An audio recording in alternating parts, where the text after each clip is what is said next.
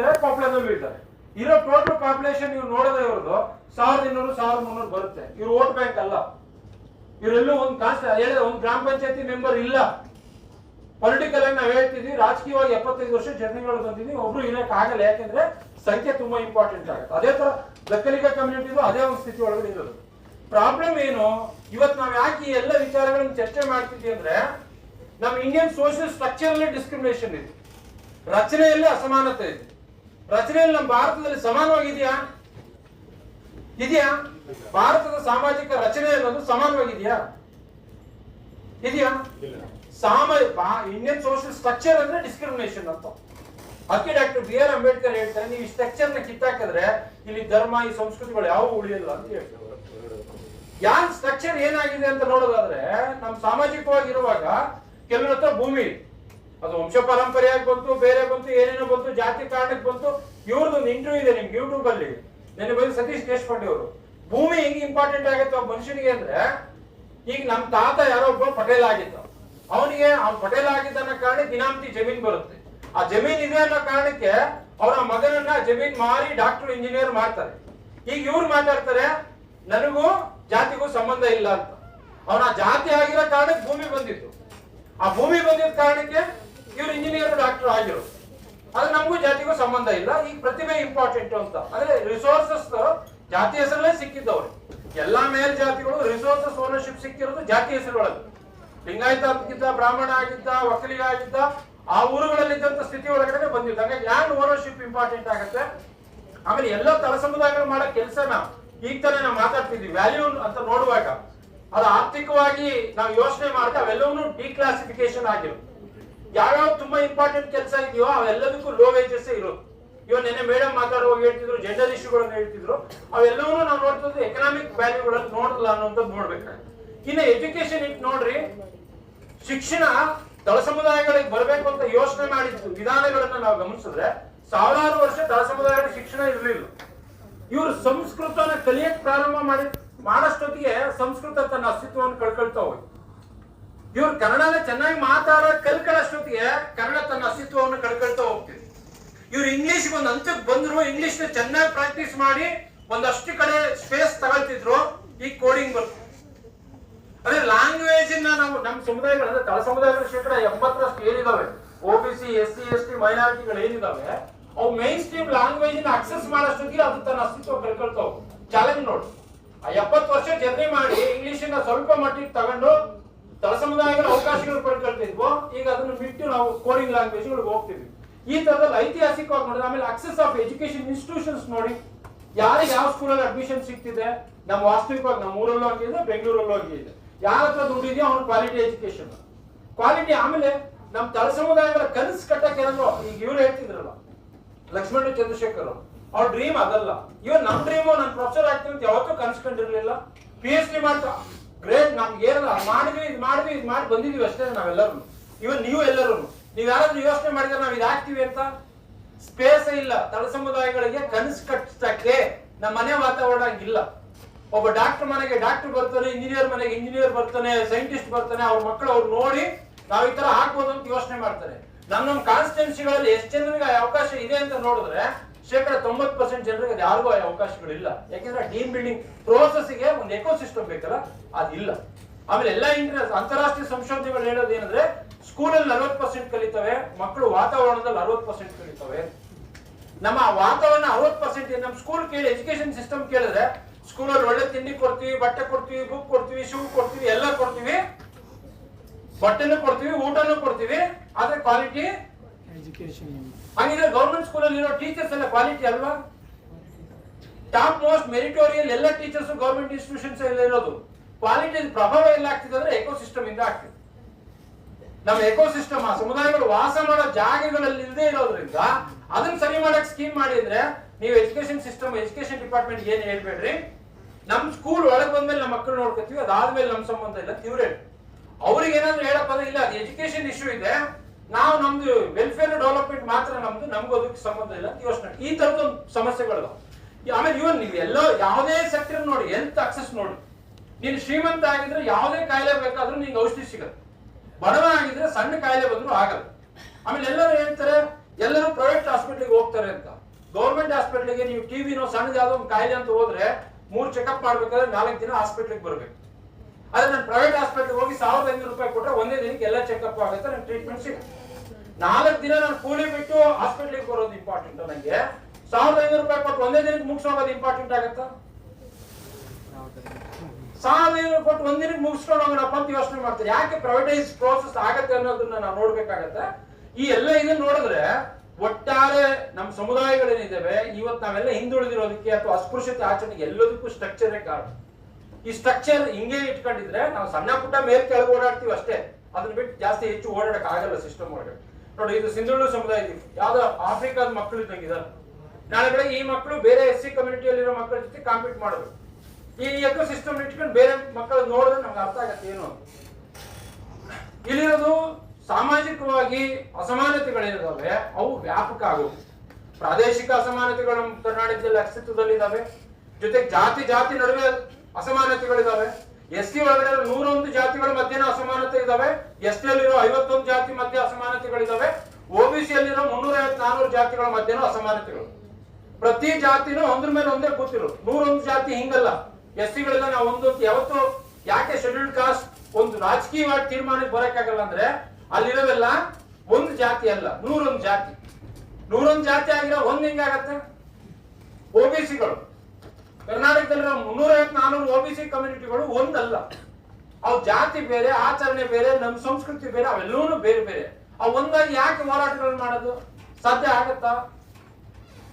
ಈ ಎಲ್ಲ ಅಂಶಗಳನ್ನು ಸ್ವಲ್ಪ ಸೂಕ್ಷ್ಮವಾಗಿ ಯೋಚನೆ ಮಾಡಿದ್ರೆ ಅವ್ಯಾವನು ಕಲೆಕ್ಟಿವ್ ಕಾನ್ಶಿಯಸ್ನೆಸ್, ಒಂದು ಸಾಮಾಜಿಕ ಬಂಡವಾಳ ಹೊರಹೊಮ್ಮಕ ಆಗ್ತಿರುವಂತ ಒಂದು ಪರಿಸ್ಥಿತಿ ನಮ್ಮ ಒಳಗಡೆ ಕಾನ್ಸ್ಟಿಟ್ಯೂನ್ಸಿ ಒಳಗಡೆ ಈಗ ಮ್ಯಾಕ್ಸಿಮಮ್ SC ಪಾಪ್ಯುಲೇಷನ್ ಇರುತ್ತೆ.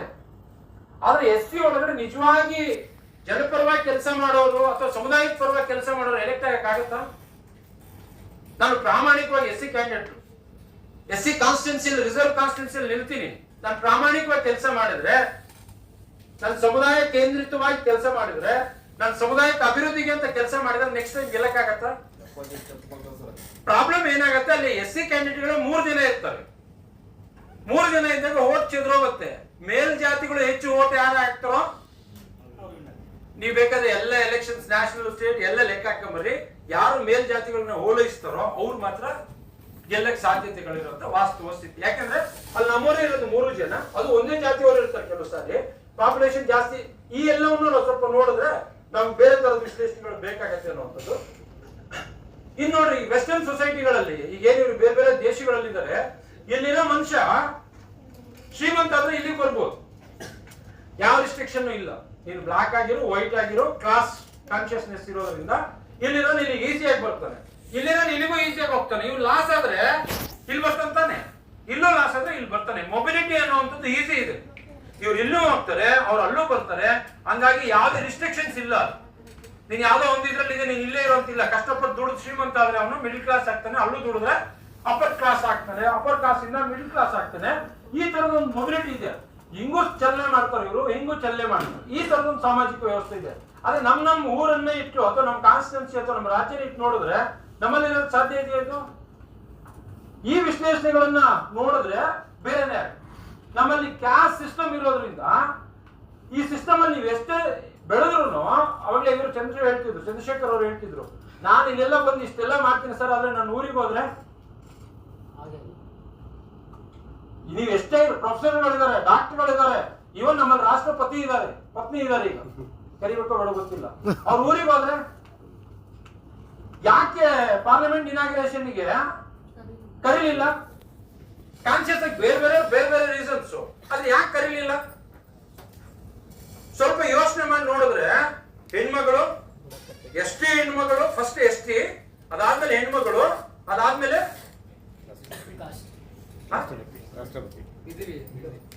ನೋಡ್ರಿ ಇವ್ಯಾವ ನೋಡ್ರಿ, ಸಂವಿಧಾನದ ಅತ್ಯುನ್ನತ ಸ್ಥಾನದಲ್ಲಿ ಕೂತಿರುವಂತ ಒಬ್ಬ ವ್ಯಕ್ತಿಯನ್ನ ಒಂದು ಕಾನ್ಸ್ಟಿಟ್ಯೂಷನ್ ಇಂಪ್ಲಿಮೆಂಟೇಷನ್ ದೊಡ್ಡ ಮಟ್ಟದಲ್ಲಿರುವಂತ ಒಂದು ಜಾಗ ಇನಾಗ್ರೇಷನ್ ಕರೆಯಲ್ಲ ಅಂದ್ರೆ ಕಾನ್ಶಿಯಸ್ ಆಗಿ ಹೆಂಗ್ ಕೆಲಸ ಮಾಡ್ತಿದ್ವು ಅನ್ನೋದನ್ನ ನಾವು ಸ್ವಲ್ಪ ಇದು ನಾನು ದೊಡ್ಡ ಉದಾಹರಣೆ ಹೇಳ್ತಿದ್ದೀನಿ. ನಮ್ಮೂರಲ್ಲೂ ಇದೆ ಇರು. ನೀವ್ ಯಾವ ಊರಿಗಾದ್ರೂ ಹೋಗ್ರಿ, ನೀವು ಪೇಪರ್ ಅಲ್ಲಿ ಏನಾದ್ರೂ ಇರ್ಲಿ, ಕರ್ನಾಟಕದಲ್ಲಿರೋ 6 ಲಕ್ಷ ಚಿಲ್ಲರೆ ಏನು ಅಳಿಗಳು ಹೇಳ್ತಿದ್ವಿ, ಎಕ್ಸೆಪ್ಷನಲ್ ಕೇಸಸ್ 5-6 ಸಿಗ್ಬೋದೇನೋ, ಆದ್ರೆ ಎಲ್ಲ ಊರಲ್ಲೂ ಇದೇ ಸ್ಥಿತಿ. ಆದ್ರೆ ವಾಸ್ತವಿಕವಾಗಿ ನಮ್ಗೆ ಏನಂದ್ರೆ ಸಂಖ್ಯೆಗಳು ಕೇಳ್ತವಲ್ಲ, ನಾವಾಗಲೇ ಸಂಖ್ಯೆ ಬಗ್ಗೆ ಮಾತಾಡ್ತಿದ್ವಿ. ಸಂಖ್ಯೆ ಬಗ್ಗೆ ಕೇಳಿದ್ರೆ ಒಂದು ವರ್ಷದಲ್ಲಿ ಎಷ್ಟು ಅಟ್ರಾಸಿಟಿ ಕೇಸ್ ರಿಜಿಸ್ಟರ್ ಆಯ್ತು ಅಂದ್ರೆ, ಮೊನ್ನೆ ಯಾವ್ದೋ ಒಂದು ಡೇಟಾ ನೋಡ್ತಿದ್ವಿ, 90% ಪರಿಶಿಷ್ಟ ಜಾತಿಗಳು ಒಂದು ಅಟ್ರಾಸಿಟಿ ಕೇಸ್ ಕೊಡಕ್ಕಾಗಿಲ್ಲ. ಅಂದ್ರೆ ಅವ್ರು ಕೊಡಕ್ಕಾಗಿಲ್ಲ ಅಂದ್ರೆ ಅವ್ರ ಮೇಲೆ ದೌರ್ಜನ್ಯ ಆಗಿಲ್ಲ ಅಂತಲ್ಲ, ಅವ್ರ ಜನಸಂಖ್ಯೆ ಕಡಿಮೆ ಆಗಿದ್ದಾರೆ, ಅವ್ರು ಪ್ರಶ್ನೆ ಮಾಡೋ ಇದಿಲ್ಲ, ಸಪೋರ್ಟ್ ಇಲ್ಲ, ಅವ್ರು ಪೊಲೀಸ್ ಸ್ಟೇಷನ್ ಬರಕ್ ಆಗಲ್ಲ. ಪೊಲೀಸ್ ಸ್ಟೇಷನ್ ಬಂದ್ರು ಕೇಸ್ ರಿಜಿಸ್ಟರ್ ಆಗಲ್ಲ. ಈ ತರದ ವಾಸ್ತವಗಳು ತುಂಬಾ ಇದಾವೆ. ಹಂಗಾಗಿ ಈ ಸ್ಟ್ರಕ್ಚರ್ ಅಲ್ಲಿ 101 ನೀವು 101 ಹಿಂಗ್ ಹೋಗ್ತವೆ ಅಂತ ಏನ್ ಹೇಳ್ಬೇಡ್ರಿ. 101ಕ್ಕೂ ಬೌಂಡ್ರಿಗಳೇ. ಒಂದ್ ದಕ್ಕಲಿಗರು ಮಾದಿಗರಾಗಕ್ಕಾಗಲ್ಲ, ಮಾದಿಗರು ಒಲೆಯರಾಗಕ್ಕಾಗಲ್ಲ, ಒಲೆಯರು ಇನ್ನೊಬ್ರು ಆಗಕ್ಕಾಗಲ್ಲ. ಅವ್ರು 101 ಹಂಗೇನೆ ಒಂದ್ರ ಮೇಲೆ ಒಂದೇ ಜೋಡಿಸ್ಕೊಂಡ್ರು. ಈ main stream caste system with in the SC ಯಲ್ಲೂ ಇದೆ, ST ಯಲ್ಲೂ ಇದೆ. ಸುಪೀರಿಯಾರಿಟಿ ಇಂಪೀರಿಯಾರಿಟಿ ಅನ್ನೋದನ್ನ ವ್ಯಾಪಕವಾಗಿ ತಂದಿದ್ದಾರೆ. ಇದು ನಮ್ಮ ಕಾನ್ಸ್ಟಿಟ್ಯೂನ್ಸಿಗಳಲ್ಲಿ ನಮ್ಮ ಜನರಲ್ಲಿ ನಮ್ಮ ಮನಸ್ಸು ಪ್ರತಿ ನಿಮಿಷ ಯೋಚನೆ ಮಾಡೋದು ಇದ್ರ ಮೇಲೆ. ಕಲ್ಚರ್ ಅನ್ನೋ ಹೆಸರಲ್ಲಿ, ಆಚರಣೆ ಅನ್ನೋ ಹೆಸರಲ್ಲಿ, ಪರಂಪರೆ ಅನ್ನೋ ಹೆಸರಲ್ಲಿ, ಏನೇ ಈ ಧರ್ಮ ಅನ್ನೋ ಹೆಸರು ಒಳಗಡೆ ಧರ್ಮನ ರಕ್ಷಣೆ ಮಾಡ್ತಿದ್ರೆ ನೀವು ರಕ್ಷಣೆ ಮಾಡ್ಲೇಬೇಕು. ಅಂಬೇಡ್ಕರ್ ಅದಕ್ಕೆ ಹೇಳಿದ್ದು, ಇವೆಲ್ಲ ಮೆಟ್ಲು ತರ ಇದಾವೆ, ನೀವು ಈ ಮೆಟ್ಲುಗಳ ಬೀಗ ತೆಗಿದೇ ಹೋದ್ರೆ ಈ ದೇಶದಲ್ಲಿ ಹಿಂದೂ ಧರ್ಮ ಅನ್ನೋದು ಇಲ್ಲಿ ಯಾರಾದ್ರೂ ಬರ್ಬೇಕು, ಎಲ್ಲಿ ಸೇರಿಸ್ತೀನಿ ಅಂತ ಪ್ರಶ್ನೆ ಕೇಳ್ತಾರೆ. ಜಾತಿ ವಿನಾಶದಲ್ಲಿ ಹಿಂದೂ ಧರ್ಮಕ್ಕೆ ಯಾರಾದ್ರೂ ಬರ್ಬೇಕಪ್ಪ, ಕ್ರಿಶ್ಚಿಯನ್ ಒಬ್ಬ ಕನ್ವರ್ಟ್ ಆಗ್ಬೇಕು ಅಥವಾ ಮುಸ್ಲಿಂ ಒಬ್ಬ ಕನ್ವರ್ಟ್ ಆಗಿ ಬರ್ಬೇಕು, ಜಾಗ ಎಲ್ಲಿದೆ ಇದ್ರೊಳಗೆ? ಇದೇ ಜಾಗ ಪ್ರೋಸೆಸ್ ಇಲ್ಲ ಅಂತ ಹೇಳ್ತಾರೆ. ಹಂಗಾಗಿ ಈ ಕ್ಲೋಸ್ ಡೋರ್ ಆಗಿರೋದ್ರಿಂದ ಇದು ಅಭಿವೃದ್ಧಿ ಆಗಲ್ಲ ಅಂತ ಹೇಳ್ತಾರೆ. ಈ ತರದ ವಿಶ್ಲೇಷಣೆಗಳನ್ನ ನಾವೆಲ್ಲ ಯೋಚನೆ ಮಾಡೋದಾದ್ರೆ, ಒಂದು ಈಗಾಗಲೇ ನಮಗೆ ರೋಲ್ಸ್ ಅಂಡ್ ರೆಸ್ಪಾನ್ಸಿಬಿಲಿಟೀಸ್ ನ ಡಿಫೈನ್ ಮಾಡಿ, ನೀವು ನಿಮ್ಮ ಕಾನ್ಸ್ಟಿಟ್ಯೂನ್ಸಿ ಅಥವಾ ನಿಮ್ಮ ಊರನ್ನ ಇಟ್ಕೊಂಡು ನೋಡಿ ಯಾರ್ಯಾರು ಯಾವ್ಯಾವ ಕೆಲಸ ಮಾಡ್ತಾರೆ ಅಂತ. ನೀವು ಅವಳೇ ಚಂದ್ರಶೇಖರ್ ಹೇಳ್ತಿದ್ರಲ್ಲ, ನಮ್ಮಮ್ಮ ಇವಾಗ್ಲೂ ಮನೆ ಮನೆಗೂ ಹೋಗಿ ಹೇಳೋದು ಸಾರೋ ಕೆಲಸನ ಇವತ್ತಿಗೂ ಮಾಡ್ತಿದ್ದಾರೆ. ನಾವ್ ಹೇಳ್ತಿದ್ವಿ 75 ವರ್ಷ ಆದ್ಮೇಲೆ ನಾವು ಸಂವಿಧಾನ ಜಾರಿ ಮಾಡ್ಕೊಂಡು ಇಲ್ಲಿವರೆಗೂ ಬಂದಿದ್ವಿ. ಹಾಗಿದ್ರೆ ಬದಲಾವಣೆ ಏನಾಯ್ತು? ಬದಲಾವಣೆ ಆಗಿಲ್ಲ, ಹಾಗೇ ಇಲ್ಲ ಅಂತ ಹೇಳಕ್ಕಾಗತ್ತ? ನಾವು ಬದಲಾವಣೆನೂ ಆಗಿದೆ. ಆದ್ರೆ ಈ ಬದಲಾವಣೆಗಳನ್ನ ಇಷ್ಟು ನೋಡೋದಾದ್ರೆ, ಒಂದು ನಮ್ಮಲ್ಲಿ ಮೊಬಿಲಿಟಿ ಅನ್ನೋದು ಬಂದಿದೆ. ಮೊಬಿಲಿಟಿ ಅನ್ನೋದು ಎಷ್ಟು ಬಂದಿದೆ, ಹೆಂಗ್ ಬಂದಿದೆ ಅನ್ನೋದು ನೋಡೋಣ. ಆದ್ರೆ ನಮ್ಮಲ್ಲಿ ವಾಸ್ತವಿಕವಾಗಿ ಇರುವಂತಹ ಸಮುದಾಯಗಳು ಒಳಗಡೆ ಒಂದು ಸಣ್ಣ ಪ್ರಮಾಣ ಚಲನೆ. ಆಮೇಲೆ ಇನ್ನೂ ಒಂದು ಇಂಪಾರ್ಟೆಂಟ್ ಆಗಿ ಗಮನಿಸಬೇಕಾಗಿರೋದು, ಅಂಬೇಡ್ಕರ್ ಅವರು ಹೇಳಿದ್ದೇನೆಂದ್ರೆ, ನಮಗೆ ಮೊದಲು ಸಾಮಾಜಿಕ ಸ್ವಾತಂತ್ರ್ಯ ಬರಬೇಕು, ಮೊದಲು ಆರ್ಥಿಕ ಸ್ವಾತಂತ್ರ್ಯ ಬರಬೇಕು, ಆಮೇಲೆ ನೀವು ರಾಜಕೀಯ ಸ್ವಾತಂತ್ರ್ಯ ಕೊಡಿ ಅಂತ ಕೇಳಿದ್ರು. ಯಾಕೆ ಅಂದ್ರೆ, ಮೊದಲು ಸಾಮಾಜಿಕ ಸ್ವಾತಂತ್ರ್ಯ, ಆರ್ಥಿಕ ಸ್ವಾತಂತ್ರ್ಯ ಬಂದ್ರೆ ಎಲ್ಲರ ಹತ್ರ ರಿಸೋರ್ಸಸ್ ಬರುತ್ತೆ, ಎಲ್ಲರೂ ಅಭಿವೃದ್ಧಿ ಆಗ್ತಾರೆ ಅಂತ. ಒಂದೇ ಸಾರಿ ನೀವು ರಾಜಕೀಯ ಸ್ವಾತಂತ್ರ್ಯ ನೇರವಾಗಿ ಕೊಡೋದಾದ್ರೆ ಇಂಡಿವಿಜುವಲ್ಸ್ ಬೆಳೀತಾರೆ ಅಂತ ಹೇಳಿದ್ರು. ಇವತ್ತಿನವರೆಗೂ ಆಗಿರೋದೇನು? ಯಾವುದೇ ಸಮುದಾಯವನ್ನು ಇಟ್ಟು ನೋಡಿದ್ರೆ ಇಂಡಿವಿಜುವಲ್ಸ್ ಬೆಳೆದಿದ್ದಾರೆ ಹೊರತು ಸಮುದಾಯವಾಗಿ ಸಮುದಾಯ ಅಲ್ಲೇ ಇದೆ. ಈ ತರದ ವಾಸ್ತವಗಳನ್ನು ನಾವು ಸ್ವಲ್ಪ ಗಮನಿಸಬೇಕಾಗುತ್ತೆ ಈ ಪ್ರಕ್ರಿಯೆಯಲ್ಲಿ ಅನ್ನುವಂಥದ್ದು. ಆಯ್ತಪ್ಪ, 75 ವರ್ಷ ಜರ್ನಿ ಏನಾಗಿದೆ ಅಂತ ನೋಡಿದ್ರೆ, ಇಲ್ಲಿದ್ದವರು ಅಂದ್ರೆ ಯಾರಿಗಾಗೆ ನಾವು ಇವತ್ತು ಕರಿತಿದ್ವಿ ಮೇಲ್ಜಾತಿಗಳು ಅನ್ನೋರು, ಅವ್ರು ಏನಾದ್ರು ಇಲ್ಲಿ ಬಂದಿದಾರ? ಅಂದ್ರೆ ಸ್ವತಂತ್ರ ಬರೋ ಮೊದಲು ಇಲ್ಲಿದ್ರು ಒಂದು ಜಾತಿಯವರು, ಅವ್ರು ಇಲ್ಲೇನಾದ್ರು ಬಂದಿದಾರ? ಬರಕ್ ಆಗತ್ತಾ? ಸೋಷಿಯಲ್ ಸ್ಟ್ರಕ್ಚರ್ ಭಾರತದ ಸಾಮಾಜಿಕ ರಚನೆ ಆಗತ್ತಾ? ರಚನೆಯಲ್ಲಿ ಆಗಲ್ಲ. ಇಲ್ಲಿದ್ದವರು ಯಾರು ನಾವು ಇವತ್ತು ಮೋಸ್ಟ್ ವರ್ನರಬಲ್ ಅಂತ ಕರಿತೀವಿ, ತುಂಬಾ ಶೋಷಣೆಗೆ ಒಳಗಾಡಿದ್ರು, ಅಸ್ಪೃಶ್ಯ ಜಾತಿಗಳು, ಪರಿಶಿಷ್ಟ ಜಾತಿ, ಪರಿಶಿಷ್ಟ ಪಂಗಡಗಳು, ಇಲ್ಲಿ ಹೋಗಕ್ಕಾಗಿದ್ಯಾ? ಖಂಡಿತ ಆಗಿಲ್ಲ. ನಾವು ಜಾತಿಯನ್ನ ಸಾಮಾಜಿಕ ರಚನೆಯನ್ನು ವಿವರಿಸುವಾಗ ಅವತ್ತಿನ ಸಾಮಾಜಿಕ ಆರ್ಥಿಕ ಸ್ಥಿತಿ ಒಳಗಡೆ ಅವತ್ತು ಗುಡಿಸಲಲ್ಲಿರೋದು ಇವತ್ತೊಂದು ಸಣ್ಣ ರೂಮ್ ಅಲ್ಲಿ ಇರ್ಬೋದು. ಆದ್ರೆ ಇವರು ಈಗಾಗಲೇ ಬಂಗ್ಲೆಗಳಿಗೆ ಬಂದಾಯ್ತು. ಆದ್ರೆ ಇವರು ಸಣ್ಣ ಒಂದು ಮನೆಗೆ ಬರಕ್ ಆಗ್ತಿಲ್ಲ. ಇನ್ನು 30-40% ಗುಡಿಸಲಲ್ಲಿ ಇದ್ದಾರೆ ಇವತ್ತಿಗೂ. ಆದ್ರೆ ಈ ವಾಸ್ತವಗಳನ್ನ ಇಟ್ಟೋದಾದ್ರೆ 75 ವರ್ಷದ ಸಂವಿಧಾನ ಪ್ರಾಕ್ಟೀಸ್ ಅಲ್ಲಿ ಏನಾಗಿದೆ ಅಂದ್ರೆ, ಮಿನಿಮಮ್ ಬದುಕಕ್ಕೆ ಏನ್ ಬೇಕೋ ಕೊಡಕ್ಕೆ ಒಂದು ವ್ಯವಸ್ಥೆ ಇದೆ. ಅದನ್ನು ಎಲ್ಲರಿಗೂ ಸಿಕ್ಕಿಲ್ಲ. ಆದ್ರೆ ಆ ತರದ ಒಂದು ವ್ಯವಸ್ಥೆಯಲ್ಲಿ ಇದೀವಿ ನಾವು. ಸೋಷಿಯಲ್ ಚೇಂಜ್ ಎಕ್ಸಿಸ್ಟೆನ್ಸ್ ಬರ್ಲಿಲ್ಲ, ಸೋಷಿಯಲ್ ರೀಪ್ರೊಡಕ್ಷನ್ ಮಾಡ್ತಿದ್ವಿ. ಆದ್ರೆ ಈ ಜಾತಿ ಹೋಯ್ತಾ? ಜಾತಿ ಹಂಗೆ ಇದೆ, ಇಲ್ಲೇ ಬಂದು. ಆದ್ರೆ ಆಚರಣೆಗಳು ಹಂಗೆ ಇದಾವೆ. ಎಲ್ಲವನ್ನೂ ರೀಪ್ರೊಡಕ್ಷನ್ ಮಾಡಿದ್ವಿ, ಸ್ವರೂಪಗಳು ಬದಲಾಯಿಸಿದ್ವಿ, ಅಸ್ಪೃಶ್ಯತೆ ವಿಧಾನಗಳು ಬದಲಾಗಿದ್ದಾವೆ ಹೊರತು ಅಸ್ಪೃಶ್ಯತೆ ಎಲ್ಲೂ ಹೋಗಿದೆ.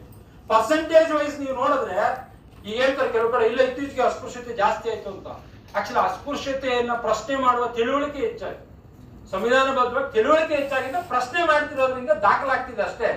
ಎಲ್ಲ ತುಂಬಾ ಜನ ಹಿಂದೆ ಏನಿರಲಿಲ್ಲ, ಚೆನ್ನಾಗಿತ್ತು ನಮ್ಮೂರಲ್ಲಿ ಅಂತ ಅಕ್ಸೆಪ್ಟೆಡ್ ಪ್ರಾಕ್ಟೀಸ್ ಆಗೋಗಿತ್ತು. ಅದೇ ನಾವೆಲ್ಲ ಒಪ್ಕೊಂಡ್ಬಿಟ್ಟಿದ್ವಿ, ಅದನ್ನ ಅದೇ ಸಿಸ್ಟಮ್ ಅಂತ ಅನ್ಕೊಂಡಿದ್ವಿ. ಇತ್ತೀಚೆಗೆ ತಿಳುವಳಿಕೆ ಬರ್ತಿರೋದ್ರಿಂದ ಪ್ರಶ್ನೆ ಮಾಡ್ತಿದ್ದಾರೆ. ಪ್ರಶ್ನೆ ಮಾಡೋದ್ರಿಂದ ಅಟ್ರಾಸಿಟಿ ಕಂಪ್ಲೇಂಟ್ಗಳನ್ನ ಮಾತ್ರ ಇಟ್ಕೊಂಡು ನೀವು ಅನಾಲಿಸಿಸ್ ಮಾಡಿದ್ರೆ ಅದು ಸುಳ್ಳಾಗ್ಬಿಡುತ್ತೆ. ವಾಸ್ತವಿಕವಾಗಿ ನೀವು ನಿಮ್ದೇ ಕ್ಷೇತ್ರಗಳಲ್ಲಿ ನೋಡಿದ್ರೆ ಅಲ್ಲಿರೋ ಸಂಖ್ಯೆಗೂ ಅಲ್ಲಾಗೋದಕ್ಕೂ 0.1% ಸಹ ಕಂಪ್ಲೇಂಟ್ ಆಗಿ ಪರಿವರ್ತನೆ ಆಗಲ್ಲ. ಆ ತರದ ವಾಸ್ತವ ಸ್ಥಿತಿಗಳಿದಾವೆ. ಹಾಗಾಗಿ ಈ ತರದ ಒಂದು ಸಾಮಾಜಿಕ ಸ್ಥಿತಿ ಒಳಗಡೆ ನಾವು ಇದೀವಿ ಅನ್ನೋಂಥದ್ದು. ಟೈಮಿನಿಂದ ನಾನು ಹೆಚ್ಚು ಹೋಗಲ್ಲ. ಇಲ್ಲ ನೋಡಿ, ಫಂಕ್ಷನಲ್ ಕ್ಯಾಪಿಟಲ್ ಎಲ್ಲಿದೆ? ಸೋಷಿಯಲ್ ಕ್ಯಾಪಿಟಲ್ ಎಲ್ಲಿದೆ, ಕಲ್ಚರಲ್ ಕ್ಯಾಪಿಟಲ್ ಎಲ್ಲಿದೆ. ನೀವು ಇರ್ರೆಸ್ಪೆಕ್ಟಿವ್ ಆಫ್ ಯಾರೇ ಪೊಲಿಟಿಕಲ್ ಪಾರ್ಟಿ ಬಂದ್ರು ಡಿಸಿಷನ್ ಮೇಕಿಂಗ್ ಅಲ್ಲಿ ಯಾರು ಇರ್ತಾರೆ? ನೆನ್ನೆ ಇವ್ರು ಕೇಳ್ತಿದ್ರು ಸ್ವತಂತ್ರ ಹೋರಾಟದಲ್ಲಿ ಯಾರಿದ್ರು ತುಂಬಾ ಲೀಡರ್ಗಳು ಅಂತ ಕೇಳ್ತಿದ್ರಲ್ಲ, ಇವನ್ ಇವತ್ತು ನಾನು ಕೇಳ್ತೀನಿ, ಪೊಲಿಟಿಕಲ್ ಡಿಸಿಷನ್ ತುಂಬಾ important political decisions irrespective of political parties ಯಾರು ಮಾಡ್ತಾರೆ? ರಾಜ ಪರಂಪರೆಗಳಲ್ಲಿ ರಾಜ ಓಬಿಸಿ ಅವನು ಇರ್ತಿದ್ನು, ಆದ್ರೆ ಸ್ಟ್ರಾಟಜಿ ಮಾಡೋರು ಯಾರು ಇರ್ತಿದ್ರು? ಕರೆಕ್ಟಾ? ಇವತ್ತು ಓಬಿಸಿ ಪ್ರಧಾನ ಮಂತ್ರಿಗಳಿದ್ದಾರೆ, ಆದ್ರೆ ತೀರ್ಮಾನ ಯಾರು ಮಾಡ್ತಾರೆ? ಹೇಳ್ಕೊಳಕ್ಕೆ ಮುಂದೆಗಡೆ ವಿಷನ್ ಇದೆ, ಓಬಿಸಿ ಪ್ರಧಾನ ಮಂತ್ರಿ ಇದ್ದಾರೆ, ಆದ್ರೆ ಡಿಸಿಷನ್ ಯಾರು ಮಾಡ್ತಾರೆ? ನೀವು ಗಮನಿಸಬೇಕಾದ್ರೆ ರೀಥಿಂಕ್ ಮಾಡಿ. ಎಲ್ಲಾ ಪೊಲಿಟಿಕಲ್ ಪಾರ್ಟಿಗಳು at the end of the day decision making ಅನ್ನುವಂಥದ್ದು ಅಲ್ಲೇ ಇದೆ. ಯಾಕೆ ಅಲ್ಲೇ ಇದೆ ಅಂದ್ರೆ ಅವ್ರ ಹತ್ರ ಒಂದು ಸಾಂಸ್ಕೃತಿಕವಾಗಿ ಬಂಡವಾಳ. EWS ಬಂತಲ್ವಾ, EWS ಬೇಕು ಅಂತ ಯಾರಾದ್ರೂ ಕೇಳಿದ್ರ? ಯಾರಾದ್ರೂ ಹೋರಾಟ ಮಾಡಿದ್ರ? ಯಾವ್ದಾದ್ರು ವರದಿ ಬಂತ? ಅದು EWS ಬಂತು. ಹೆಂಗ್ ಬಂತು? ಕಲ್ಚರಲ್ ಕ್ಯಾಪಿಟಲ್ ಅವ್ರ ಜೊತೆ ಇದೆ, ಫಂಕ್ಷನಲ್ ಕ್ಯಾಪಿಟಲ್ ಅವ್ರ ಜೊತೆ ಇದೆ. ಅವ್ರು ಏನ್ ಹೇಳಿದ್ರೆ ಅದು ಇರ್ರೆಸ್ಪೆಕ್ಟಿವ್ ಯಾವುದೇ ಪ್ರಧಾನಮಂತ್ರಿ ಕೂತಿದ್ರು ಕೆಲಸ ಮಾಡ್ತಾರೆ. ಇದು ಹಿಸ್ಟೋರಿಕಲ್ ಅದು ಅದೇ ಆಗಿರೋದು. ಇವತ್ತಿಗೂ ನಾವು ಅದನ್ನೇ ಫಾಲೋ ಮಾಡ್ತಿದ್ವಿ ಅಷ್ಟೇ. ಆದ್ರೆ ಇವ್ರು ಕೇಳೋದು, ಇವ್ರಿಗೆ ಹೇಳೋದೇನು, ಎಲ್ಲವನ್ನು ಮ್ಯಾಕ್ಸಿಮಮ್ ಈಗ ನೀವು ಹೊರಗಡೆ ಊರಲ್ಲಿ ಹೋಗಿ ನೀವು ಯಾರಾದ್ರೂ SC-ಗಳು ಮಾತಾಡ್ಸಿ, ನಾನು ಸಿಂಧೂಳು ರಾಹುಲ್ ನಾಗಪ್ಪ ಅಂತ ಅವ್ರ ಕಮ್ಯುನಿಟಿ ಲೀಡರ್ ಇದ್ದಾರೆ, ಇವತ್ತು ಭಿಕ್ಷೆ ಬೇಡ್ತಾರೆ. ಅವ್ರ ಬಸ್ ಸ್ಟ್ಯಾಂಡ್ ಅಲ್ಲಿ ನಿಂತ್ರೆ, ನಿನ್ಗೇನಪ್ಪ ಎಷ್ಟೊಂದು ಸ್ಕೀಮ್ ಇದಾವೆ, ನಿನ್ಗೇನು ಎಷ್ಟೊಂದು ಸ್ಕೀಮ್ ಇದಾವೆ, ಸರ್ಕಾರನೇ ನಿಮ್ದು, ಯಾವ ಸರ್ಕಾರ ಪಕ್ಷನೇ ಇರ್ಲಿ ಸರ್ಕಾರ SC/ST ಇದು ಅಂತ ಹೇಳೋದು. ಆದ್ರೆ ವಾಸ್ತವಿಕ ಅವ್ನು ಸಿಗೋದೇನಂದ್ರೆ ಇವತ್ತಿಗೂ ಭಿಕ್ಷೆ ಬೇಡ್ಕೊಂಡು, ಇವತ್ತಿಗೂ ಗುಡಿಸಲಲ್ಲಿ ಇದ್ಕೊಂಡು, ಇವತ್ತಿಗೂ ಅವಮಾನಕ್ಕೊಳಗಾಗಿ ಬದುಕೋದು ಮಾತ್ರ ಅವ್ನಿಗೆ ಸಿಕ್ಕಿರೋದು ಮೂಲ ಇದ್ರೊಳಗಡೆ. ಈ ತರದೊಂದು ಹಿನ್ನೆಲೆ ಒಳಗಡೆ ನಾವು ನೋಡಿದ್ರೆ ಇವನ್ ಕ್ವಾಲಿಟಿ ಎಜುಕೇಶನ್ ಸಿಕ್ಕಿದ ಹಿಸ್ಟೋರಿಕಲ್ ಆಗ ಅವರಿಗೆ ತೀರ್ಮಾನನೂ ಅಲ್ಲೇ ಇದೆ, ರಿಸೋರ್ಸಸ್ ಓನರ್ಶಿಪ್ ಅಲ್ಲೇ ಇದೆ. ಕರ್ನಾಟಕದಲ್ಲಿ scheduled cost, scheduled tribe land ownership ಇದೆಯಲ್ಲ, ಅದು 9%. ಒಟ್ಟು ಭೂ ಒಡೆತನ ಹೊಂದಿರೋದ್ರಲ್ಲಿ ಬರೀ 9% ಮಾತ್ರ ಭೂಮಿ ಇರೋದು. ಭೂಮಿ ಯಾಕೆ ಇಂಪಾರ್ಟೆಂಟ್ ಆಗುತ್ತೆ? ರಿಸೋರ್ಸ್ ಭೂಮಿ ಯಾಕೆ ಇಂಪಾರ್ಟೆಂಟ್ ಆಗುತ್ತೆ? ಭೂಮಿ ಬಂಡವಾಳ ಅದು ಇದು ಬೇರೆ ವಿಚಾರ. ನನ್ನ ಹೆಸರು ಒಂದು ಸಣ್ಣ ಜಾಗ ಇದ್ರೆ ನನ್ನ ಕಾನ್ಫಿಡೆನ್ಸ್ ಬೇರೆ ಇರುತ್ತೋ ಇಲ್ವೋ? ನಾನು ಇಲ್ಲಕ್ಕೆ ಒಂದು ಮನೆ ಕಟ್ಟಕ್ಕೆ 10 ಜಾಗ ನನ್ನ ಹೆಸರು ಇದ್ರೆ ನನ್ನ ವಾಯ್ಸು, ನನ್ನ ಕಾನ್ಫಿಡೆನ್ಸ್ ಬೇರೆ ಆಗುತ್ತೆ. ಅದಿಲ್ಲ ಅಂದ್ರೆ ಇನ್ನು ಅವ್ನಿಗೆ ಅಷ್ಟು ಜಾಗ ಇತ್ತು ಅಂತ ಇಟ್ಕೊಳ್ಳಿ, ಸ್ವಲ್ಪ ವಾಯ್ಸ್ ಜಾಸ್ತಿ ಇರುತ್ತೆ, ಕಾನ್ಫಿಡೆನ್ಸ್. ಇನ್ನೊಂದು ಎಕರೆ ಜಮೀನ್ ಇತ್ತು ಅಂದ್ರೆ ದಕ್ಷಿಣ ಕರ್ನಾಟಕದಲ್ಲಿ ತಿಳುವಳಿಕೆ ಪ್ರಶ್ನೆ ಮಾಡೋ ಶಕ್ತಿ ಜಾಸ್ತಿ ಆಗಿರೋದು. ಮಿನಿಮಮ್ ಜನರಿಗೆ ಅರ್ಧ ಎಕರೆನೋ 1 ಎಕರೆನೋ ಭೂಮಿ ಇರಕ್ ಜಾಗ ಇದೆ, ಪ್ರಶ್ನೆ ಮಾಡೋರು ಜಾಸ್ತಿ ಇದ್ದಾರೆ. ನನ್ನ ಸ್ನೇಹಿತರು ತುಂಬಾ ಜನ ಇದ್ದೀರಿ ನಾರ್ತ್ ಕರ್ನಾಟಕದವರು. ಇವತ್ತಿನವರಿಗೆ ಊರುಗಳಲ್ಲಿ ಭಯ. ನಾನು ಹಂಪಿ ಯೂನಿವರ್ಸಿಟಿಯಲ್ಲಿ ಅಸಿಸ್ಟೆಂಟ್ ಪ್ರೊಫೆಸರ್ ಆಗಿ ಕೆಲಸ ಮಾಡ್ತಿದ್ದೆ. ನನ್ನ ಸ್ಟೂಡೆಂಟ್ಸ್ ಇದ್ರು ಯೂನಿವರ್ಸಿಟಿಯಲ್ಲಿ ಎದೆ ಉಬ್ಬಿಸ್ಕೊಂಡು ಓಡಾಡೋರು. ನೀವು ದಿನಾ ಓಡಾಡೋರ್ಗು ಅಪರೂಪಕ್ಕೆ ಓಡಾಡೋರ್ಗು ವ್ಯತ್ಯಾಸ ಗೊತ್ತಾಗ್ತದೆ. ಆಮೇಲೆ ಯಾಕೆ ಸ್ವಲ್ಪ ಇದಿದೆ ಅಂತ ಹೇಳಿ ಒಂದ್ಸರಿ ನೀವು ಊರಿಗೆ ಹೋಗೋಣ ಅಂತ ಹೊರಟ್ವಿ. ಕಮಲಾಪುರ ಅಂತಿದೆ, ಅಲ್ಲಿ ಫಾರೆಸ್ಟ್ ಅವ್ನ ಬಾಡಿ ಲ್ಯಾಂಗ್ವೇಜ್ ಚೇಂಜ್ ಆಗುತ್ತೆ. ಅವ್ರ ಊರ್ ಕಡೆ ಬಸ್ ಅಂತಿದ್ವಿ, ಅವ್ನ ಪಾಪ ಹಿಂಗೆ ಅಬ್ಸಲ್ಯೂಟ್ ಆಗಿ ಹಿಂಗೆ ಅವ್ರ ಊರಿಗೆ ಹೋಗ ಒಳ್ಳೆ ಬಟ್ಟೆ ಹಾಕಿರ್ಲಿಲ್ಲ. ನಾನು ಊರ್ ಹೆಸರು ಸಮೇತ ಹೇಳುವುದು ಬೇಡ ಅಂತ ಹೇಳುದು. ಆಮೇಲೆ ದಾರಿಯಲ್ಲಿ ಮಾತಾಡ್ಕೊಂಡು, ಸರ್ ಇಲ್ಲಿ ಮಾತಾಡೋದು ಬೇಡ ಸರ್, ನಮ್ಗೆ ಬೇರೆ ಹೋಗಿ ಮಾತಾಡ್ಕೊಳ್ಳೋದು ಸರ್ ಅಂದ್ರೆ ನೀವು 75 ವರ್ಷದಲ್ಲ ಭಯ ಹೋಗ್ತಿರ್ತಾಗಿಲ್ಲ. ಆಮೇಲೆ ವಾಪಸ್ ಬಂದ್ಮೇಲೆ ಕೇಳಿದೆ ಯಾಕೋ ಹಿಂಗೆ ಅಂತ. ಸಾರ್ ಹಂಗೆಲ್ಲ ಹೋದ್ರೆ ನಾಳೆ ಬೆಳಗ್ಗೆ ಏನೋ ನಿಮ್ ಮಗ ಎದೆ ಉಗಿಸ್ಕೊಂಡ್ ಬರ್ತಿದ್ದ, ಕೆಲ್ಸಕ್ಕೆ ಅವ್ರ ಮನೆಗೆ ಹೋಗ್ಬೇಕು, ಅವ್ರನ್ನೇ ಡಿಪೆಂಡ್ ಆಗ್ಬೇಕು, ಎಲ್ಲ ವ್ಯವಸ್ಥೆಗಳು ಡಿಪೆಂಡೆಂಟ್ ಇರೋದು. ನೀವು ಪ್ರಶ್ನೆ ಮಾಡಿದ್ರೆ ನಾಳೆ ಸಮಸ್ಯೆ ಆಗತ್ತೆ. ಪ್ರಶ್ನೆ ಮಾಡೋದು ಸಂವಿಧಾನಬದ್ಧವಾಗಿ ಹಕ್ಕಿದೆ. ಆದ್ರೆ ಜನರಿಗೆ ತನ್ನ ಬದುಕು, ತನ್ನ ಇದೆಯಲ್ಲ, ನಮ್ಮ ಸಮುದಾಯಗಳಿದಾವಲ್ಲ, ಅಲ್ಲಿ ದಿನನಿತ್ಯ ಫೇಸ್ ಮಾಡ್ಬೇಕಲ್ಲ, ಅದಕ್ಕೆ ವಾಸ್ತವಿಕವಾಗಿ ಏನಾಗಿದೆ. ಈ ಎಲ್ಲ ಹಿನ್ನೆಲೆಗಳನ್ನ ನಾವು ಸ್ವಲ್ಪ ಬೇರೆ ತರ ನೋಡ್ಬೇಕಾಗತ್ತೆ ಅನ್ನೋದು. ನನ್ನ ಟೈಮ್ ತುಂಬಾ ಇದಿರೋದ್ರಿಂದ ತುಂಬಾ ಜಂಪ್ ಮಾಡಿ ಹೋಗ್ತಿದ್ದೀನಿ. ಒಂದು 2-3 ಸ್ಲೈಡ್ ತೋರಿಸಿ. ನೆನ್ನೆ ಮೇಡಮ್ ಹೇಳ್ತಿದ್ರಲ್ಲ, ಹೆಣ್ಮಕ್ಳ ಈ ಎಲ್ಲ ಕೆಲಸಗಳಿಗೆ ನೀವು ಅದು ಕ್ಯಾಲ್ಕುಲೇಷನ್ಸ್ ಮಾಡಿದ್ರೆ ಮೇಡಮ್ ಹೇಳ್ತಿದ್ದು ತುಂಬಾ ಕಡಿಮೆ. ಈಗ ಅಡಿಗೆ ಮಾಡಕ್ಕೆ ಒಂದಿನ ಮನೆಗೆ ಬಂದು ಹೋಗ್ತಾನೆ ಅಂದ್ರೆ ಅವ್ನ ತಿಂಗಳ 10,000 15,000 ಸಂಬಳ ಇದೆ, ಬಟ್ಟೆ ಒಗೆಯೋರ್ಗೆ ಅಷ್ಟಿದೆ, ಪ್ರತಿಯೊಂದು ಕೆಲಸಕ್ಕೂ ಆತರ ಲೇಬರ್ ಇದೆ. ಹೊರಗಡೆ ಅವ್ರು ಬಂದು ಮಾಡಿದ್ರೆ ಅದು ನಮ್ಮನಲ್ಲೇ ಮಾಡ್ತಿರುವಾಗ ಇವಕ್ಕೆ ಯಾವಕ್ಕೂ ಲೇಬರ್ ನಾವು ಕ್ಯಾಲ್ಕುಲೇಟ್ ಮಾಡಿಲ್ಲ ಅನ್ನೋದು. ಒಂದ್ ದಿನಕ್ಕೆ 40,000 ಕೊಡ್ಬೇಕಾಗತ್ತೆ ಅಂದ್ರೆ ಇಮೇಜಿನ್ ಮಾಡಿ, ಎಕನಾಮಿ ಒಳಗಡೆ ತಿಂಗಳಿಗೆ. ಇವನ್ ನೀವು ಬೆಂಗಳೂರು ಅಂತ ಸಂದರ್ಭದಲ್ಲಿ ಗಂಟೆ ಲೆಕ್ಕದಲ್ಲಿ ಲೆಕ್ಕ ಹಾಕುವಾಗ ನೀವು ಬೇರೆ ಕೆಲಸಕ್ಕೆ ಲೆಕ್ಕ ಹಾಕಿದ್ರೆ ಆ ದಿನಕ್ಕೆ 40,000 ಆಗುತ್ತೆ. ಅಂದ್ರೆ ಲಿವಿಂಗ್ ಕಾಸ್ಟ್ ಮೇಲೆ ಡಿಸೈಡ್ ಆಗ್ತಿರೋದ್ರಿಂದ ಈ ತರದ ಒಂದು ಸಿಸ್ಟಮ್ ನಾವು ಬೇರೆ ನೋಡ್ಬೇಕಾಗತ್ತೆ. ವಾಸ್ತವಿಕವಾಗಿ ಈ ಸಿಸ್ಟಮ್ ಇದೆ. ನಾವು ಸಮಾನತೆ ಬಗ್ಗೆ ಮಾತಾಡೋದು. ಈ ಮಕ್ಕಳು ಆ ಮಕ್ಕಳ ಜೊತೆ ಕಾಂಪೀಟ್ ಮಾಡೋದು. ನೀವು ಈ ಮಕ್ಕಳನ್ನ ಅಂದ್ರೆ ನಾನು ಅವಾಗ ಹೇಳ್ತಿದ್ದೆ, ಕನಸು ಕಟ್ಟಕ್ಕೆ ಅವಕಾಶ ಇಲ್ಲ, ಮತ್ತೆ ವ್ಯವಸ್ಥೆ ಹೆಂಗಿದಾವೆ ಆ ತರದ ಮಕ್ಕಳಿದಾವೆ. ಈ ಒಂದು ಕಾಂಟ್ರಡಿಕ್ಷನ್ಸ್ ಇಟ್ಕೊಂಡು ನೋಡಿದ್ರೆ ಅಸಮಾನತೆ ಯಾವ ಪ್ರಮಾಣದಲ್ಲಿ ಇದೆ ನಮ್ಮಲ್ಲಿ ಅನ್ನೋದು ಅರ್ಥ ಆಗುತ್ತೆ, ಏನ್ ಮಾಡಿದ್ವಿ ಅನ್ನೋದು ಅರ್ಥ ಆಗುತ್ತೆ. ಇನ್ನ ನಮ್ಮಲ್ಲಿರುವಂತ ರಿಯಾಲಿಟಿ ಏನಿದೆ, ವಾಸ್ತವಿಕವಾಗಿ ರಿಯಾಲಿಟಿ ಇದೆ. ಕೆಲವೇ ಜಾತಿಗಳ ಹತ್ರ, ಕೆಲವೇ ಕುಟುಂಬಗಳ ಹತ್ರ ಇಡೀ ಸಂಪನ್ಮೂಲಗಳೆಲ್ಲ ಶೇಖರಣೆ ಆಗೋಗಿದಾವೆ. ಅವ್ರಿಗೆ ಎಷ್ಟಿರ್ಬೇಕು ಅದಕ್ಕಿಂತ ಸಿಕ್ಕವರೆ ಜಾಸ್ತಿ ಇದಾವೆ. ಸಂಪನ್ಮೂಲಗಳ ಹೊರತನ ಇವ್ರದೇ, ಡಿಸಿಷನ್ ಮೇಕಿಂಗ್ ಇವ್ರದೇ, ಎಜುಕೇಶನ್ ಇವ್ರದೇ, ಎಲ್ಲರೂ ಇವ್ರದೇ. ಇನ್ನೊಂದಷ್ಟು ಸಮುದಾಯಗಳ ಹತ್ರ ಸ್ವಲ್ಪ ಪ್ರಮಾಣದಲ್ಲಿ ಇದೆ, ಆದ್ರೆ ಅವ್ರ ಜೊತೆ ಕಾಂಪೀಟ್ ಮಾಡೋಷ್ಟಿಲ್ಲ. ಇಲ್ಲಿ ವಾಸ್ತವಿಕವಾಗಿ ಕೆಲವು ಸಮುದಾಯಗಳ ಹತ್ರ ಏನೂ ಇಲ್ಲ. ಇನ್ನು ಏನಾದ್ರು ಸಿಕ್ಕರೆ ಸಾಕಪ್ಪ, ಯಾರಾದ್ರೂ ಕದ್ರೆ ಸಾಕಪ್ಪ, ನಾವು ಭಯ ಹೋಗ್ಸಕ್ ಆಗದೆ ಇರೋಂತ ಒಂದು ಪರಿಸ್ಥಿತಿಯಲ್ಲಿ ಸಮುದಾಯಗಳು. ಈಗ ನಾವ್ ಹೇಳ್ತೀವಿ ಯಾರೋ ಒಬ್ಬರಿಬ್ಬರು ವ್ಯಕ್ತಿ ಲೀಡರ್ ಮಾತಾಡಿದ ತಕ್ಷಣ ಸಮುದಾಯ ಎಲ್ಲ ಹಂಗಾಗೋಗಿದೆ ಅಂತ ನಾವು ಜನರಲ್ ಫೆನಾಮಿನಾ ಬರ್ತೀವಿ. ಆದ್ರೆ ವಾಸ್ತವಿಕವಾಗಿ ಹಿಂಗೆ ಇರುವಂತದನ್ನ ಇದು ರಿಯಾಲಿಟಿ ಇವತ್ತಿನ. ಆದ್ರೆ ಇನ್ ಕೆಲವರೆಲ್ಲ ಹೇಳ್ತಾರೆ, ತುಂಬಾ ಚಳುವಳಿಗಳು ಹೇಳೋದ್ರೆ ಲಿಬರೇಷನ್ ಬೇಕು, ಬಿಡುಗಡೆ ಬೇಕು ನಮ್ಗೆ ಅಂತ ಹೇಳ್ತಾರೆ. ಬಿಡುಗಡೆ ಕೊಟ್ರೆ ಅಂದ್ರೆ ಎಲ್ಲರಿಗೂ ಒಂದೇ ರೀತಿಯಲ್ಲಿ ನೀವು ಲಿಬರೇಷನ್ ಅಂತ ಮಾಡಿದ್ರೆ ಈ ಸ್ಪರ್ಧೆಯಲ್ಲಿ ಯಾರು ಗೆಲ್ಬಹುದು ಅಥವಾ ಯಾರಿಗೆ ಹೆಚ್ಚು ಅನುಕೂಲ ಆಗತ್ತೆ ಈ ಲಿಬರೇಷನ್ ಇಂದ? ಎಲ್ಲರಿಗೂ ಆಗತ್ತಾ? ನೀನ್ ಲಿಬರೇಷನ್ ಅಂತ ಹೇಳಿ ನೀನ್ ಇದ್ದಂಗೆ ಏನಾನ ಮಾಡ್ಕೊಳಪ್ಪ, ನನಗೂ ನಿಮ್ಗೆ ಸಂಬಂಧ ಇಲ್ಲ ಅಂದ್ರೆ, ಅಥವಾ ಇವನ್ ಜೊತೆ ಅವ್ನು ಯಾವಾಗ್ಲೂ ಕಾಂಪೀಟ್ ಮಾಡಕ್ ಆಗತ್ತಾ?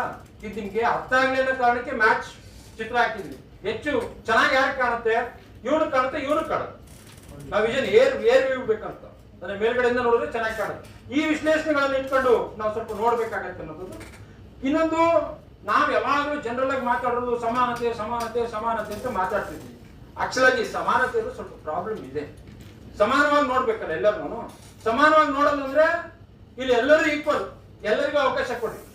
ಇಲ್ಲಿ ಅಂಬೇಡ್ಕರ್ ಅಭಿವೃದ್ಧಿ ನಿಗಮನೂ ಇದೆ, ಒಕ್ಕಲಿಗರ ಅಭಿವೃದ್ಧಿ ನಿಗಮನೂ ಇದೆ, ಬ್ರಾಹ್ಮಣರ ಅಭಿವೃದ್ಧಿ ನಿಗಮನೂ ಇದೆ, ಕಾಂಗ್ರೆಸ್ ಡೆವಲಪ್ಮೆಂಟ್ ಕಾರ್ಪೊರೇಷನ್ ಇದೆ. ಎಲ್ಲರೂ ಸಮಾನರು. ಯಾಕಂದ್ರೆ ಎಲ್ಲರಿಗೂ ಕೊಡ್ಬೇಕಲ್ವಾ ನಾವು, ಸರ್ಕಾರ ಎಲ್ಲರನ್ನು ಸಮಾನವಾಗಿ ನೋಡ್ಬೇಕಲ್ವಾ. ಈ ತರದ ಒಂದು ಸಿಸ್ಟಮ್ ಒಳಗಡೆ ನೀವು ಎಷ್ಟು ವರ್ಷ ಅಂದ್ರೆ 75 ವರ್ಷ ಇಲ್ಲೇ ಪ್ರಾಬ್ಲಮ್ ಆಗಿದೆ. ಎಲ್ಲರೂ ಸಮಾನರು ಎಲ್ಲರೂ ಸಮಾನರು ಅಂತ ಹೇಳ್ತಾ ಹೇಳ್ತಾ ಈಗಲೂ ನಿಮ್ ಜನಸಂಖ್ಯೆಗೆ ಅನುಗುಣವಾಗಿ ನಾವು ಅಲೋಕೇಶನ್ ಮಾಡ್ತೀವಿ ಅಂತ ಹೇಳೋದು. ಜನಸಂಖ್ಯೆ ಇವತ್ತಿಗೆ ಅಲೋಕೇಟ್ ಮಾಡ್ತೀರಪ್ಪ, ಹಿಸ್ಟೋರಿಕಲ್ ಆಗಿ ಇಷ್ಟು ವರ್ಷ ಏನಾಗಿದೆ, 2000 ವರ್ಷ 3000 ವರ್ಷ ಸಂಪನ್ಮೂಲಗಳಿಲ್ಲ, ನಮ್ಗೆ ಏನು ವ್ಯವಸ್ಥೆಗಳಿಲ್ಲ, ಎಲ್ಲ ನೋಡಿದೀವಿ. ಈಗ ಹೇಳ್ತೀವಿ ನಿಮ್ ಜನಸಂಖ್ಯೆಗೆ ಏನಿದೆ ಅರ್ಥಗಳ್ರಿ. ಆಕ್ಚುಲ್ ಆಗಿ ನೀವು ಬ್ಯಾಕ್ಲಾಗ್ ಎಲ್ಲಿ ಬರುತ್ತೆ? ಬ್ಯಾಕ್ಲಾಗ್ ಅಂದ್ರೆ ಉದ್ಯೋಗಗಳಲ್ಲ, ಈ ಡೆವಲಪ್ಮೆಂಟ್ ಅಲ್ಲಿ 2000 ವರ್ಷಗಳ ಬ್ಯಾಕ್ಲಾಗ್ ಇದೆಯಲ್ಲ, ಅದು ನೋಡಿದ್ರೆ ಈ ಇದರಲ್ಲಿ ಖಂಡಿತ ಅಂದ್ರೆ ಈಗ ನಾವಿರೋ ಸಿಸ್ಟಮ್ ಅಲ್ಲಿ ಏನಿದೆ ಈ ತರ ನೋಡೋದ್ರಿಂದ ಅವ್ರ ಜನಸಂಖ್ಯೆ ಅಷ್ಟಿದೆ ಅಂತ ನೀಡ್ ಬೇಸ್ಡ್ ಪ್ಲಾನ್ಗಳಿಲ್ಲದೆ ಎಲ್ಲರಿಗೂ ಒಂದೇ ಪ್ಲೇನ್ ಮಾಡ್ತಿರುವಂತ ಒಂದು ವಾಸ್ತವ ಸ್ಥಿತಿ ನಮ್ಮ ಮುಂದೆಗಡೆ ಇದೆ. ಇನ್ನ ಆಕ್ಚುಲ್ ಆಗಿ ನಮ್ಗೆ ಬೇಕಿರೋದು ಸಮತೆ, ಈಕ್ವಿಟಿ ಬೇಕು ಅಂತ ಡಾಕ್ಟರ್ BR ಅಂಬೇಡ್ಕರ್ ಅವರು ಹೇಳಿದ್ದು. ಈ ಸಮತೆ ಬೇಕು ಅನ್ನೋ ಪರಿಕಲ್ಪನೆ ಒಳಗಡೆ ನೋಡಿದ್ರೆ ಇದನ್ನ ನಾವು ಇನ್ನೊಂದು ಅರ್ಥದಲ್ಲಿ ಸೋಷಿಯಲ್ ಜಸ್ಟಿಸ್ ಅಂತ ನೋಡ್ತೀವಿ. ಸಾಮಾಜಿಕ ನ್ಯಾಯ ಬೇಕು. ಸಾಮಾಜಿಕ ನ್ಯಾಯಕ್ಕೂ ತುಂಬಾ ವ್ಯತ್ಯಾಸ ಇದೆ. ಸುಮಾರು ಜನ ನ್ಯಾಯ ಸಾಮಾಜಿಕ ನ್ಯಾಯ ಎರಡೂ ಒಂದೇ ಅಂತ. ಸಾಮಾಜಿಕ ನ್ಯಾಯ ಅಂದ್ರೆ ಎಲ್ಲರಿಗೂ ಒಂದೇ. ಸಾಮಾಜಿಕ ನ್ಯಾಯ ಅಂದ್ರೆ ಯಾರು ಇಲ್ಲಿವರೆಗೂ ವಂಚಿತರಾಗಿದ್ದಾರೋ ಅವ್ರನ್ನ ಗುರುತಿಸಿ ಅವ್ರಿಗೆ ವಿಶೇಷವಾದಂತಹ ಒಂದು ಆದ್ಯತೆಯನ್ನು ಕೊಟ್ಟು ಮುಖ್ಯವಾಹಿನಿಗೆ ತರುವಂತ ಒಂದು ಪ್ರಕ್ರಿಯೆಗೆ ನಾವು ಸಾಮಾಜಿಕ ನ್ಯಾಯ ಅಂತ ಕರಿತೀವಿ.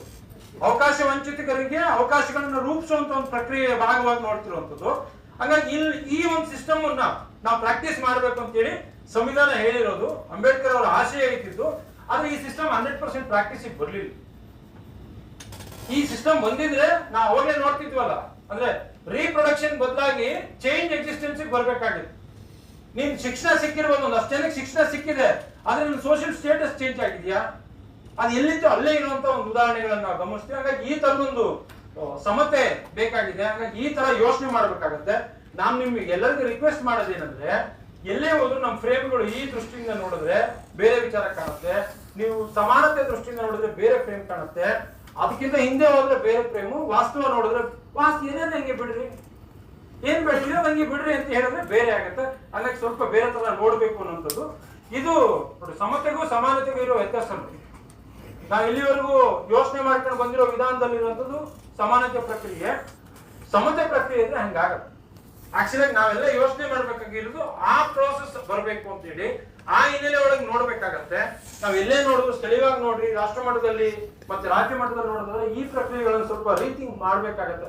ನಾಳೆ ಬೆಳಗ್ಗೆ ಆಗೋಗುತ್ತೆ ಅಂತ ಅಲ್ಲ, ನಮ್ ಯೋಚನೆ ಒಳಗಡೆ ಆ ಫ್ರೇಮ್ ಲೆನ್ಸ್ ಇದ್ರೆ ಅನುಕೂಲ ಆಗುತ್ತೆ ಅನ್ನುವಂಥದ್ದು. ಇದಿಷ್ಟು ನನ್ಗೆ ಹೇಳ್ಬೇಕು ಅಂತ ಇದ್ದಿದ್ದು. ಅವಾಗಲೇ ಕೆಲವು ಕಮ್ಯುನಿಟಿ ನೋಡ್ರಿ, ದಕ್ಕಲಿಗ ಕಮ್ಯುನಿಟಿ ಬದುಕೋ ಸ್ಥಿತಿ ಇದೆ. ಇದು ಆಕ್ಚುಲಿ ಇದು ನಮ್ಮ ಬಾಗಲಕೋಟೆ ಡಿಸ್ಟ್ರಿಕ್ಟಿನ ಬಾದಾಮಿ ಸೆಟಲ್ಮೆಂಟ್ 26 ಮನೆ ಇದ್ದಾವೆ. ಇದು ನೋಡ್ರಿ ನಮ್ಮ ದೊಡ್ಡಬಳ್ಳಾಪುರ. ಆಕ್ಚುಲಿ ಇಲ್ಲಿ ದಕ್ಕಲಿಗ ಸರ್ಟಿಫಿಕೇಟ್ ಸಿಗಲ್ಲ, ಯಾಕೆಂದ್ರೆ ಬೇರೆ ಯಾರು ಇಲ್ಲ ಇಲ್ಲಿ, ಹಾಗಾಗಿ ನಿಮ್ಗೆ ದಕ್ಕಲಿಗ ಕೊಡಲ್ಲ. ನಿಮ್ಗೆ ಆದಿ ಕರ್ನಾಟಕ ಆದಿ ದ್ರಾವಿಡ ಬೇಕಾದ್ರೆ ಕೊಡ್ತೀವಿ ಅಂತ ಹೇಳಿ ಅಲ್ಲಿ ಸರ್ಟಿಫಿಕೇಟ್ ಸಿಕ್ಕಿಲ್ಲ. ಈ ತರ ಸುಮಾರು ಇದಾವೆ ನಮ್ಮ ಹತ್ರ. ಆದ್ರೆ ನಾನು ನಿನ್ನೆ ಹೇಳ್ತಿದ್ದೆ ನಿಮ್ಗೆ, ಪಾಲಿಸಿ ರಿಸರ್ಚ್ಗಳ ಕಮ್ಯುನಿಟಿಗಳೇ ಮಾಡಿದ ಸಂಶೋಧನೆಗಳಲ್ಲಿ ಬಂದಿದ್ದ ಪ್ರಕ್ರಿಯೆಗಳಿವು. ಈ ತರದ ಒಂದು ಸ್ಥಿತಿ ಒಳಗಡೆ ಇದು ನೋಡಿ, ಅವಾಗಲೇ ಹೇಳ್ತಿದ್ದಲ್ಲ ಸಿಂಧುಳ್ಳ ಕಮ್ಯುನಿಟಿ. ಆದ್ರೆ ಈ ನಮ್ಗೆ ಆಶ್ಚರ್ಯ ಆಗುತ್ತೆ, ನಾವ್ ಎಲ್ಲಿದ್ದೀವಿ, ನಾವ್ ಏನ್ ಮಾಡ್ತಿದ್ದೀವಿ, ಯಾಕೆ ಫೋಕಸ್ ಆಗಿಲ್ಲ ಅಂದ್ರೆ ಲೋಕಲ್ ಅಲ್ಲಿ ನಮ್ಗೆ ಯಾರು ಸರಿಯಾದ ರಿಸೋರ್ಸ್ ಪರ್ಸನ್ಸ್ ಇಲ್ಲ. ಸ್ಥಳೀಯವಾಗಿರೋ ವಿಚಾರನ ಪತ್ರಿಕೆ ಗಮನಿಸಲ್ಲ, ರಾಜಕಾರಣಿಗಳಿಗೆ ಗಮನಿಸಲ್ಲ, ಸಮುದಾಯದವರಾದ್ರೂ ಗಮನಿಸಿ ಅದನ್ನ ಒಟ್ಟಿಗೆ ತಂದು ಇಡೀ ರಾಜ್ಯದಲ್ಲಿ ಈ ತರದ ಇಶ್ಯೂಗಳು ಇದಾವೆ ಅಂತ ಹೇಳಿ ಪಾಲಿಸಿ ಪ್ರೋಸೆಸ್ ತಗೊಂಡು ಹೋಗಕ್ಕೆ ನಮ್ಗೆಲ್ಲೂ ಸ್ಪೇಸ್ ಇಲ್ಲ.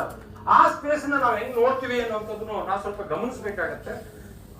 ಈ ತರದ ಒಂದು ಇದು ವರ್ಷಾಸಂ ಕಮ್ಯುನಿಟಿ ಇದು ಅವಾಗಲೇ ಗೋಸಂಗಿ ಹೇಳ್ತಿದ್ರಲ್ಲ, ಈ ತರ ಈಗ ಅವರು ಆಕ್ಯುಪೇಷನ್ ಚೇಂಜ್ ಆಗಿದೆ. ಈಗ ಅವ್ರು ಶಿಫ್ಟ್ ಮಾಡಿ ಊರೂರು ಜಾತ್ರೆಗಳಲ್ಲಿ ಮಾರುವಂತ, ಮೊನ್ನೆ ಆನೇಕಲ್ ಹತ್ರ ಜಾತ್ರೆಯಲ್ಲಿ ಒಬ್ಬ ಹೆಣ್ಮಗಳು ಇದು ತೀರೋದಲ್ಲ, ಇದೇ ಕಮ್ಯುನಿಟಿ. ಆ ತರದ ಒಂದು ಸ್ಥಿತಿ ಒಳಗಡೆ ಈಗಲೂ ಬದುಕ್ತಿದ್ದಾರೆ ಅನ್ನೋಂಥದ್ದು. ಇನ್ನು ಇದು ಎರಡರಲ್ಲಿ ಮುಗಿಸ್ಬಿಡ್ತೀನಿ ನೋಡಿ. ಕರ್ನಾಟಕದಲ್ಲಿರೋ SC ಜಾತಿಗಳಲ್ಲಿ ಒಂದ್ ಜಾತಿ ಒಟ್ಟು ಜನಸಂಖ್ಯೆ 100 ದಾಟದೇ ಇರೋ ಹೆಂಟಿದಾವ್. 100 ಇಲ್ಲ, ಅವ್ರ ಜಾತಿ ಒಟ್ಟು ಜನಸಂಖ್ಯೆ 100 ದಾಟಲು. ಅದೇ ರೀತಿ 500 ದಾಟದೇ ಇರೋ 14 ಇದಾವ್. 1000 ದಾಟದ ಅಂದ್ರೆ ಜಾತಿಯ ಒಟ್ಟು ಜನಸಂಖ್ಯೆ 1000 ದಾಟದೇ ಇರೋಂತ 6 ಇದಾವ್. ನೀವು ಇದನ್ನ ಇದು ಎಷ್ಟು ಬಂದಿದೆ, ಇದು ಎಷ್ಟಿದು ಎಷ್ಟಿಲ್ಲ 50 ಜಾತಿ ಇದಾವೆ. 50 ಜಾತಿಯಲ್ಲಿ 8 ಜಾತಿಗಳು 1000 ದಾಟಲ್ಲ.